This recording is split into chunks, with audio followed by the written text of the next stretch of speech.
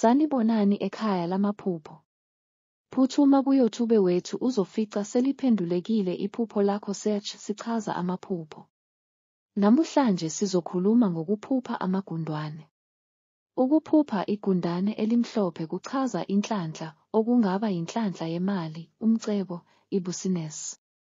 Ingakho kunamagundane alanda imali, amagundane ayahambisana nemali. Ukuphupha ubamba igundane nakho kuchaza ukuthola into eligugu noma kungachaza ukuthi uzowina uma ungumuntu ogembulayo.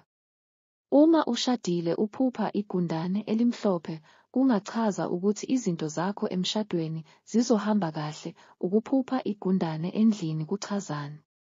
Kungachaza okuhle futhi kungachaza ukuthi kunenkinga ekhaya. Ukuphupha igundane elimnyama kuchaza amaxoki nabantu abayizitha. Igundane libizwa ngempuku, igundane lasendle elinemigqa emhlophe emhlane libizwa ngembiba. Igundane endlini kungenzeka lingabi related to spiritual. Amagundane amba imigodi yonke indawo, ahamba efuna ukudla yonke indawo. Ukubona igundane endlini can have two meanings. Kungenzeka ukuthi igundane lizochaza ukuthi kunesimo esingekho sihle esizokwenzeka ekhaya. Ukuphupha igundane lingena endlini kungachaza ixoki eliseduze empilweni yakho. Ukuphupha igundane elikhulu or amagundwane amaningi kungase kuchaze ukukhungathwa izinkinga ezingaphezu kwakho empilweni.